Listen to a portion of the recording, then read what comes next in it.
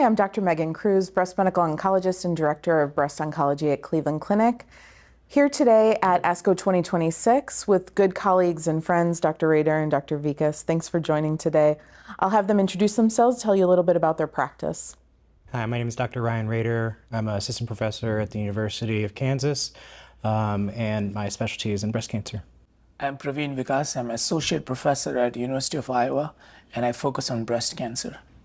Great. Thanks for joining today. Sure. So our conversation is going to center around how things are changing for metastatic triple-negative breast cancer, which has been a huge issue for us for a long time in our field. It's our patients that we worry the most about, I think, in many ways. So for our audience, can you bring some color to that? Why do we worry about these patients, and why has it been so challenging to treat them? Ryan, do you want to get started? Sure. So unlike advances in the HER2 positive space and the hormone receptor positive HER2 negative space, where we're oftentimes talking in the metastatic setting of a chronic condition where people can live for years, metastatic triple negative has been unfortunately very troublesome to treat due to limited treatment options, heavy pretreatment in the neoadjuvant space, and then also the prognosis much less than we would like it to be. And in terms of how our current treatment options work, where do you see the limitations? Sure. I mean, I totally agree. TNBC has been a bad actor. We don't have any definitive targets, so it's been tough to treat. We haven't made much progress. We have some immune checkpoint inhibitor for a select number of patients.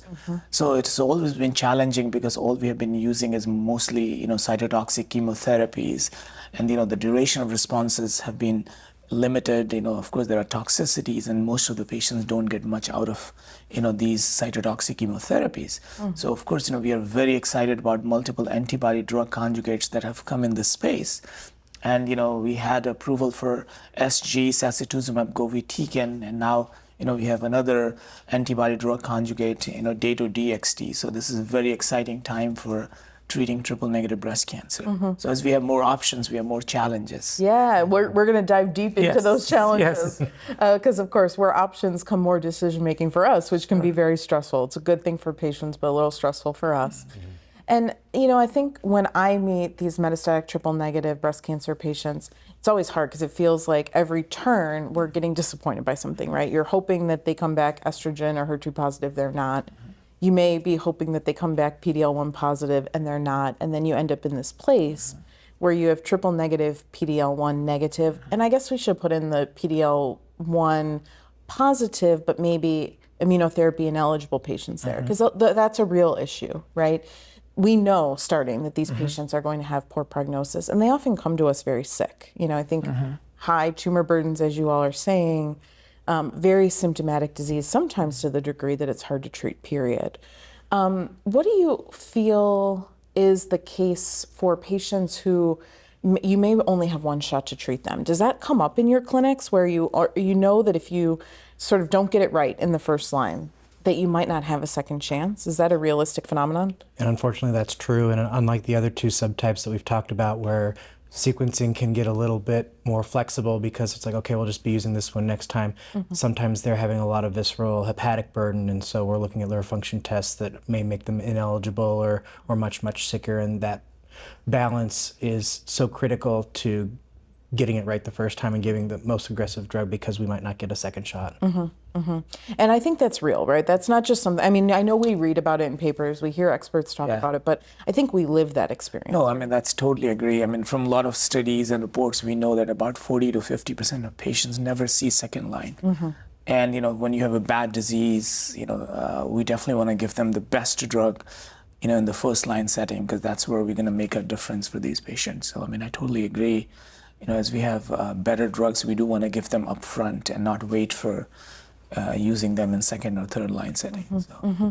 And before we dive into the data, because that's going to be the meat of our conversation, how many patients do you feel like you realistically see now that are presenting with metastatic triple-negative breast cancer versus your recurrent cases? I think in this day and age with KEYNOTE-522, we're seeing a lot of people that are heavily pre-treated, whereas we did not have immunotherapy. We weren't as often adding on the carboplatin.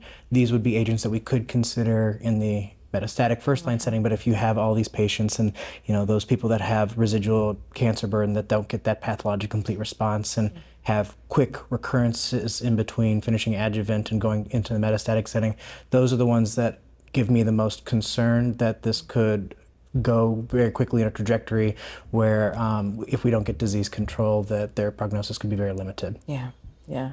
I think it certainly is a problem because at least we felt like we had something we hadn't used before, but now with our current neoadjuvant standard of care, Keynote 522, patients basically get everything. Right. And so I would say that the concept of using antibody drug conjugates in the first line setting isn't that new because we've been applying it to maybe some patients where we had to, but now it's an option for more patients. So talking about some pretty new data and a very newly minted FDA approval, like weeks, Dato-DXd in this space. So do you want to walk us through the TROPION-Breast02 study and what that told us and why we got this approval? Sure. So TROPION-Breast02 was a phase 3 randomized trial that randomized patients who, and I appreciated this about the design, it didn't matter how long their disease-free interval was, which means that in those patients that even if they had progressed within the first 6 months, they were eligible for this study, which I appreciated.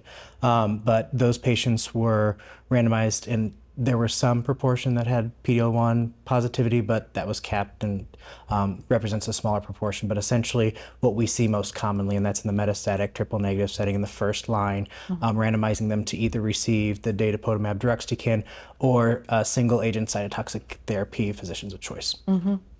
And sometimes when we think about these trial designs, you wonder, are we just pointing out factors that are different to then defend our decisions down the road? But this is biologically relevant, I would say, right? This short disease-free interval matters. Like it's a real issue. Patients are recurring quickly, and when they do, these are the worst of the worst, right? Absolutely. So, and in this trial, we found that Dato-DXd was our significantly positive drug, right? Do you want to talk about the endpoints a little bit? Sure. So endpoints for this study was a dual primary endpoint of both progression-free survival and overall survival. And both of these were found to be statistically significant. So almost a doubling of PFS and then a 5-month improvement in overall survival. And I want to come to that point about dual primary endpoints. So again, is it something we just academically talk about, or does it actually matter? Praveen, do you want to comment? It's very important, especially when you want to challenge the standard of care. So, we thankfully had some options in triple negative breast cancer space, especially, with some of the novel ways of thinking about these, and especially for PD-L1 positive patients. We didn't have as many options for PD-L1 negative, or we can call immune checkpoint inhibitor ineligible, but at least we had some cytotoxic drugs combinations, ADCs later. But it's very important that when we bring something in first line space and challenge the standard of care, that we show long-term outcome benefit, and that's where overall survival does matter. So I think a drug that improves OS in the first line setting is something that we would really want to look at, and I think we feel good with the data from Dato-DXd. That it showed a significant, not just PFS, but OS benefit. Right, right. It sort of gives you the maximal reassurance for your patients that if you choose this as an option, to the best of our knowledge, that they should benefit. Now we know it's not everybody, right? And that's the most frustrating part of our world. But if you go in with your best intentions, having a drug that shows overall survival is really helpful. And of course, we have some experience with Dato-DXd, right? This is not a brand new drug for us. So. Would you both I'd love to hear your thoughts on what experience with Dato has been like in other disease settings and lessons learned there that you'd be applying to this new space. So TROPION-Breast01 allows for Datopotamab Deruxtecan in the hormone positive, HER2 negative space. And this is still a relatively new indication, and a lot of my patients that I've seen with the hormone positive space have already been pre-treated with these antibody drug conjugates in another setting. And we know from study after study that unfortunately, really you have to go with your best first ADC, because beyond that you start to see really, really limited benefit from doing so. Yeah, absolutely agree. And so it's a drug that we've used, but I think its place has been maybe a little smaller given that it came out a little later. We had other antibody drug conjugates. Have you all used it, and what's your impression? Yeah, I have. and again, totally agree. We just haven't found a lot of patients for that because in hormone receptor positive, you have multiple options. Other ADCs, we at least had, 2 other ADCs approved. But I think that's definitely a little bit different here in triple negative breast cancer, where options are limited. We don't have any other targeted therapies. So I think having more options is definitely good here. My experience has been pretty much what we see from most of the clinical trials, definitely some ocular toxicity, mucositis, stomatitis, those kind of side effects, but they're very manageable. We see some class effect like interstitial lung disease, ILD, and we have gotten very familiar using other ADCs, so we monitor for those toxicities, we educate our patients. So none of those should concern us, or none of those should stop us from giving the best agent to our patients. We just need to educate, monitor, closely, and that kind of thing. So yeah, I think it's my experience with Dato-DXd has really been that on paper these side effects are frightening, but they're not brand new to oncologists, right? We've dealt with the fatigue, with the mucositis and stomatitis. Yes. The ocular toxicity is always a little bit frightening because it lands outside of our realm and we need some help sometimes. But I've also found that with this drug that a lot of it is dry eye that is manageable. But I think being proactive about toxicity management is really important here. So for our colleagues who may be listening to this conversation and haven't used the drug, what are your best practices for ways you tell patients to deal with these side effects, particularly the dry eye and the mucositis? You go ahead. Okay. So we definitely educate them. We say, these side effects can be frightening. You may feel like, oh, this is something very serious, but usually they're not serious. They're reversible.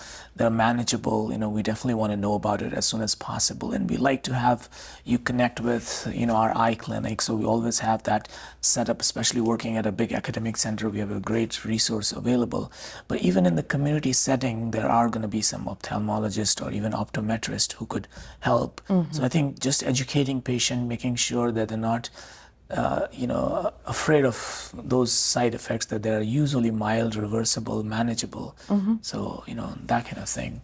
Yeah, absolutely. And mucositis, as you know, and as you said, we've been using many drugs that cause mucositis, and we educate them. We use the steroid mouthwash, things like that. And that has never been a huge problem. That's great. Great to hear. Yeah. And so at the University of Kansas, I'm at one of the community sites. And so I'm very fortunate to partner with ophthalmologists that have an active interest, but not all of my patients are willing to drive downtown and be seen by them. And so recognizing the challenges in the community, maybe finding that ophthalmologist that you can make a connection with that can then become well-versed in this, because one of the things is doing an ocular exam prior to the initiation of this, and trying to have that collaboration so you can get someone in and not waiting for that next fail, recognizing this is what's going to could be a barrier to starting treatment, getting that connection, getting them in quickly. But yeah, eye drops and stomatitis are the two things that to watch out for definitely for this. But just like with pembrolizumab and learning about steroids, and with trastuzumab deruxtecan and learning about pneumonitis, this is just something else that we're going to have to be good at. And we feel comfortable as we get more experience with that, then it becomes a lot less confusing and scary. Yeah, absolutely. I think, one of the things we've done to be proactive about it is we've incorporated the eye drops that patients can proactively and preventatively use, lubricating eye drops, as well as the steroid mouth rinse that you brought up, Praveen, into our chemo plan, so that when we place the orders for an IV treatment, we're automatically releasing those oral or home use medications in the terms of the eye drops to a patient's pharmacy, so that they just have them and it becomes more automatic. And I think the more we do that, the more we have a plan in place, I think it gives our patients reassurance because they know we're proactively thinking about it, but also we don't forget, right? In the course of a busy practice, eye drops are probably the last thing on your mind, especially when a drug is new and you haven't really used it recently. And Praveen, one other thing I wanted to echo with what you said is you brought up ophthalmologists and optometrists, right? So that's actually really crucial because it broadens our reach of the types of providers that our patients might already have established relationships with, and they can leverage that for management of this. And thankfully, reassuringly, I know with a Deruxtecan payload, ILD is always on our minds, right? But that seems distinctly different with Dato-DXd compared to our experience with TDXd or Trastuzumab Deruxtecan, where we have to have dedicated monitoring in place for it. Here, the incidence is reassuringly extremely low, and we can almost put a little bit on the back burner, though I think appropriately having some awareness of it. Yeah. And so when you're thinking about this as an option, is there anything that gives you pause, or you're still kind of working out how you would manage with It's patients? actually, to me, very exciting. So, I'm like very excited that You're all in. Yeah, exactly. I mean, for whenever we have a novel drug for a tough to treat disease, and whenever we have opportunity to do something other than old cytotoxic chemotherapy, that's exciting. Yeah. And it's not just about improving, long-term outcome. It's also better quality of life, less neutropenia, and lot of traditional cytotoxic chemotherapy side effects are less intense. We still have side effects. These drugs still have chemotherapy in it. Yeah, fundamentally it's chemo. So, it's just exactly. fancier chemo. Yeah. But still, I mean, I feel like there are a little bit, they're not 100% targeted, but at least, they have some target to go after. Right. Removing the needle forward. Yes. Yeah. Yes. And whereas I worry about, the levels of grade 5 pneumonitis from Trastuzumab Deruxtecan and worrying about getting that right and catching those, I was reassured by just the single-digit percentage of people who discontinued. So while we worry about these things, and we should, because patients' quality of life, Praveen, to your point exactly, is critical, this is something that, because it's grade 1, grade 2, we'll have the ability to experiment and find what works best for each patient, and not have it be such a life-threatening side effect to worry about. Yeah, absolutely. And Ryan, one other thing you brought up that I want to make sure that we come back to for our audience is the time of initiation, right? So we opened our conversation by saying how sick these patients are. I think being proactive and getting started pretty much as soon as you can is really of the utmost importance here. And hence why having kind of our own ways that we work through how we're going to educate who our partners are in this management, it all really, really matters. So so it sounds like TROPION-Breast02 has been a win for our patients to have an option in this space. Yeah. And we would be remiss if we didn't talk about the fact that there are options in this space, right? We talked about that we're balancing different things here. So the other drug that exists in this space, of course, as you brought up, is Sacituzumab Govitecan. So the ASCENT-03 data. Do you want to take us through that a little bit? Absolutely. Yeah. So Sacituzumab Govitecan, which is another antibody drug conjugate, it is also approved in similar setting. The clinical trial was very similar to, the TROPION. It basically enrolled patients in the first line setting, metastatic, unresectable. They haven't had any other treatment. And these are patients who are ineligible for immunotherapy. So very similar patient population. We can always tease out some minor differences, but overall we are targeting the same patient population with these two trials. And we definitely, this trial study showed significant progression-free survival benefit, and even in a trend towards OS benefit. So it was a positive trial, and the drug is approved, and it's equally good options. There are definitely some minor differences in toxicity, patient population that got enrolled, but overall I consider both drugs to be equally effective. Yeah, absolutely. I think it's been a trend lately in our trial data that's coming out that we tend to see these waves of information that force us to make these complicated decisions. Right. Again, good thing for patients, sometimes tough thing for us.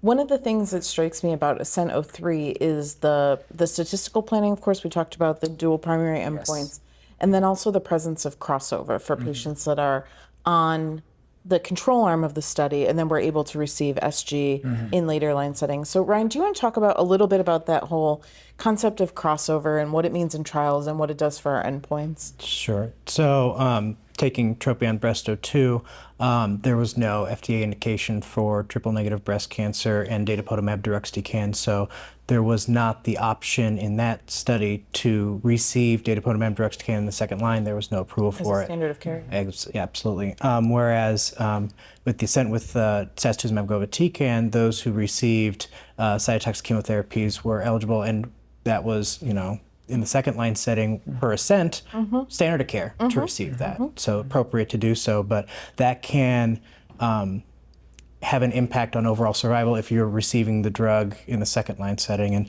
I think about 30% of patients in the TROPION-Breast02 received some form of ADC, but it was not Datopotamab Deruxtecan. Yeah, and I think, as these are all the sort of devil in the details with clinical trial design, right? If you're reading just headlines, it can be challenging to sort out. How do you practically view one drug having a survival benefit and one not? Does that eliminate an option, or tell me how you work through that in your head? I think the crossover matters deal to. We should not allow crossover. Okay, I think if that's approved, it's there. It should be ethical to do so. Right. It is something where we take it with a grain of salt. Yep. And we don't just say, oh, one has an overall survival benefit and one doesn't. We have to look at the design. We have to go into the devil in the details to acknowledge that fact. But I think both show the fact that we need ADCs in the first line setting. And both of these were PD-L1 ineligible. Having PD-L1 eligible, so PD-L1 positive patients, I would certainly consider the combination with Sacituzumab Govitecan plus Pembro. But talking about patients through the quality of life, the side effects, the treatment schema about one being once every 3 weeks or 2 weeks on, 1 week off. These are things that should matter to patients, and they should have a voice in this too. Yeah, absolutely. I mean, I think beautifully said, right? That this is not, decisions can't be made in a vacuum. It's not about one data point. It's about having this cumulative body of data out there, knowing how we arrive at these conclusions, and then being able to bring life to that with our patients in the conversations every day. So you made a great transition over, as we have options in this space, like how we start to think about where we would select one drug, where we'd select another drug. And it sounds like for you, schedule and toxicities make a big difference. Absolutely. So, and I would agree with that. Praveen, anything you would like to add? Totally agree. I mean, the schedule 2 weeks on, 1 week off is a little bit challenging, especially some patients drive several hours. With Sacituzumab. Yes, but at the same time, there are a lot of patients who are local, and sometimes they don't mind coming to us a little bit more often to have our eyes on them, help them with supportive care, labs. So for a lot of my local patients, when I talk to them about this 2 weeks on, 1 week off, they're like, "Oh, I'm retired. I have nothing to do." Yeah, if you want me to come every other day, I'll be here. This is why we can't assume, right? Because sometimes you hear these things. And then I also have patients who live 2.5 hours away, and they have a lot of transportation challenges. So I'm glad that we have options. We can talk to patients like, same thing with toxicity. Some patients may be a little bit more concerned about ocular toxicity. They may live in a place where there may not be any access to, ophthalmology or optometry. So I think those things we can also, take into consideration. But I truly believe that they're both equally effective drug, without lack of head-to-head comparison. And, trial design, as we've been talking about, sometimes can, make a difference when we are looking into OS. But I feel like they're both equally good option. I love the fact that your patients enjoy your presence so much that they're just willing to hang out with you longer. Some of them. Yeah, I mean, I think it is true that our patients are all going to come with different value systems. And so we really need to ask those questions, right? Because there are going to be patients that want to maintain certain aspects of their life with an every 3 week schedule. Some are just really not going to want to deal with mucositis. I think that sometimes is a very deal breaker toxicity.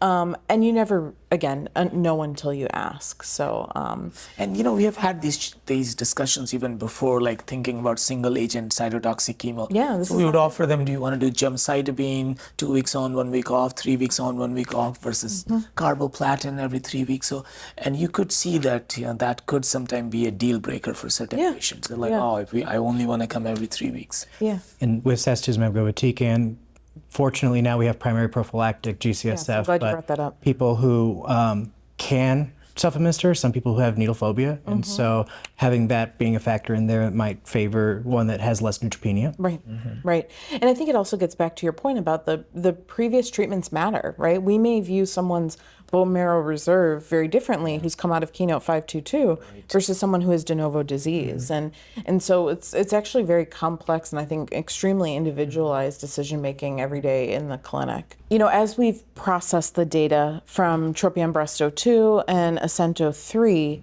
we spend a lot of time talking about progression-free survival and overall survival, which I think we hinge most of our decisions on. One endpoint that we see in every single trial, but we may not be paying as much attention to, is response rate. So how do you view that between the trials? Is that a decision factor when you're trying to select between regimens? I think, to this point, it's very, very important, especially when you worry about lack of disease control, precipitating a much poorer prognosis. Not with all the caveats of cross-trial comparisons, in TROPION-Breast02, there was a higher rate of response as compared, and this is in a more, I would say, higher risk population, but by the fact that they allowed for people who had 0 to 6 month disease-free interval in the adjuvant setting. That was about 15%. So this is a heavier pretreated population. So having that response rate is important. Absolutely. And Praveen, what are your thoughts? Oh, I would totally agree. I mean, that can be a differentiating factor. Although we look at PFS, but there may be some patients where we want to get a quicker response, a better response. There's some end organ damage or some life-threatening complications we are worried about. So I think for those patients, I think we could consider Dato-DXd, which definitely has impressive response rates.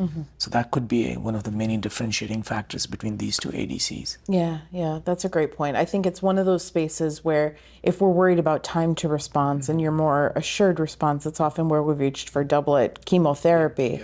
And that not being a comparator in TROPION-Breast02, but was a comparator in ASCENT-03, do you think that changes anything? Or would you still feel confident in ADC response? I think this is why cross-trial comparisons can be challenging. We just shouldn't do it, right? And reaching doublets is certainly something outside of an ADC that I'm reaching for more commonly to try and get those responses. But until we have a study, which I think will be unlikely, of doing that with similar comparator arms, this is when we have to draw those nuances and the artistic liberty of being able to draw our conclusions. Yeah, and I think reassuredly, either way, we're seeing the antibody drug conjugate essentially went out, right? Yes. So I think that is important and gives us even more confidence in why we're selecting what we're selecting. But the hope would be that we're doing so much better in the first line setting with antibody drug conjugates that we'll potentially be able to use other drugs later line, right? That maybe we haven't in the past. Thoughts about ADC sequencing for triple negative breast cancer? In hormone positive, it's rough. We're doing it, but we haven't perfected it. What are your thoughts in the triple negative space?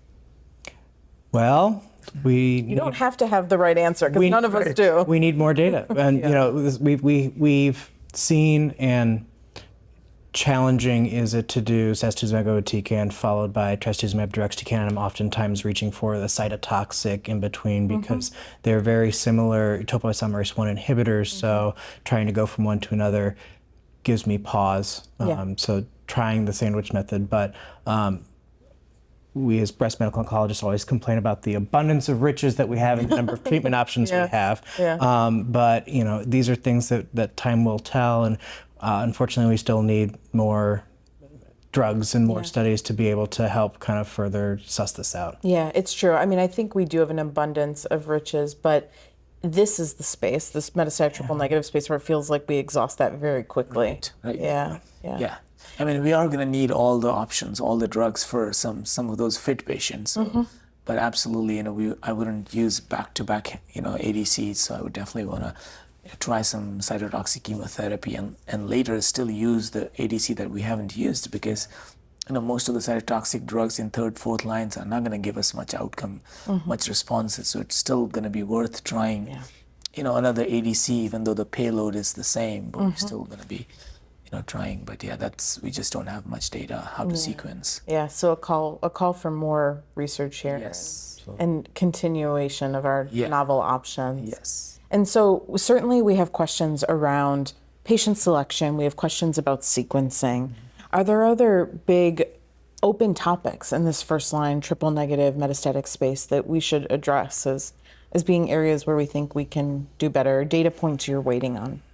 I think making sure that we're doing germline testing in all of our triple negative metastatic patients, because we've been talking about cytotoxics, we've been talking about ADCs, but making sure that we're using our PARP inhibitors as well, making sure we have a full assortment of options available for each patient. Yeah, that's a wonderful point. I think that our understanding of that piece has really evolved too, right? It's gone from being something that may have been actionable for families, but maybe not actionable for an individual patient, and that story is completely different now. So, speaking of that, as you have that data, sequencing for PARP inhibitor, I guess we don't really know, right? If you had a BRCA positive metastatic triple negative, this is an unanswered question. And also we don't know whether we can combine those PARP inhibitors with some of these ADCs. You know, we know that they work good if you combine them with immune checkpoint inhibitors. There's some synergy there.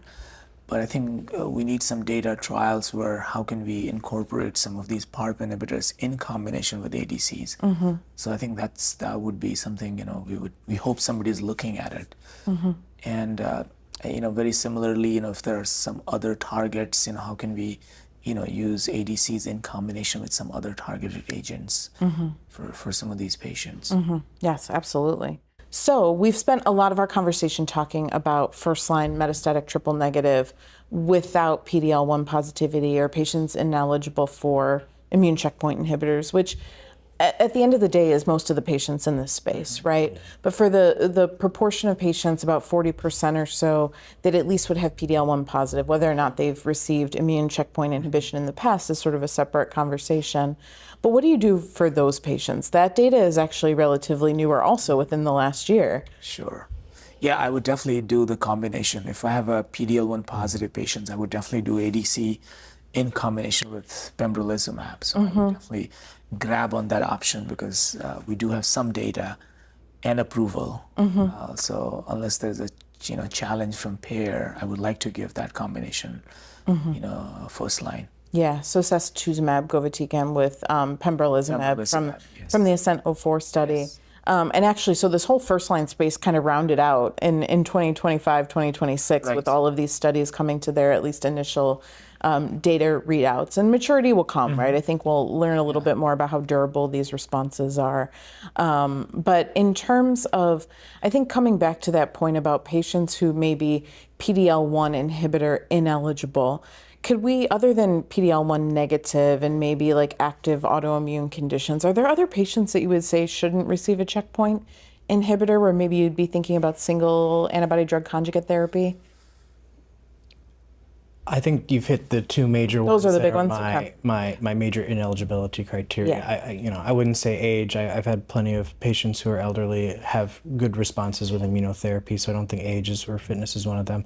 I think patient preference should be factored in. Talking about IRA or immune-related adverse events, talking about how it can hit any part of the body can be daunting to some patients, and sometimes irreversible. And we've with Keynote-522 and other types of regimens, dealing a lot with thyroid conditions, and so some patients may shy away from the just myriad of possible, though rare, when they accumulate, can be present in a substantial proportion of patients. Yeah, it's a daunting informed consent conversation to have in many ways. That we're not as worried about many of these toxicities, but I think when patients hear it, it can be perceived in a very different light. And I guess the converse, I think I know your answers to this question, but we should put it out anyway. Are there any patients that you would still consider for first-line standard old cytotoxic chemotherapy and not an antibody drug conjugate in this first-line metastatic triple-negative space? I think in the de novo setting, you're dealing with a lot of patients that you're not catching them when they've got a couple of bone mets, maybe caught incidentally. I think I'm catching those patients when they're symptomatic from weight loss, from elevated LFTs, from hepatic burden. And so those are the patients where I'm worried about, and I'm reaching for an ADC in the first line, reaching for my first line, in the hormone positive HER2 negative space. If you have those kind of things and you've got options and you're like, well, I can be a little bit more gentle with those first rounds of treatment, I do not view that triple negative breast cancer in the same sense at all. Yeah, you'd be worried about the disease turning on you quickly, right? If you found yourself fortunate enough to see limited volume of disease, it's probably not going to stay that way for too long. No. Yeah. So it sounds like we're all aligned. ADC first is the right thing to do. Yeah. completely agree with that. So, well, thank you both for all your comments today. As we close, I would love to just hear your final parting words of wisdom for all of our listeners, our audience, things you'd like them to know as they make these treatment decisions. Praveen, do you want to go Yeah, sure. So, as discussed earlier, this is an exciting time. We have multiple options for our tough to treat patients. We have more than one ADCs, and we have data that they are superior to traditional cytotoxic chemotherapy. So we definitely want to educate our patients, and we want to use the most effective agent early on in first line setting. Great. Yeah. Thank you. Ryan. This is the time to lean into the discomfort of new side effects and managing them. You shouldn't shy away from these treatments, which have a substantial and clinically meaningful impact on progression-free survival and overall survival in these patients. So leaning in with your patients, giving them the best chance with that first treatment to have a long duration, hopefully, of stability would be my takeaway. Yeah, beautifully said. I have nothing to add. Our panelists covered it. So I'd like to thank you both for being here with me today, for sharing your insights, and looking forward to the next chat. If this is how things changed in the past year, I don't know what the next year has in store for us, but It will be exciting. It will be fun. More uncertainty, more discomfort, but good options. So with that, I'd like to thank our audience for our attention and wish you well.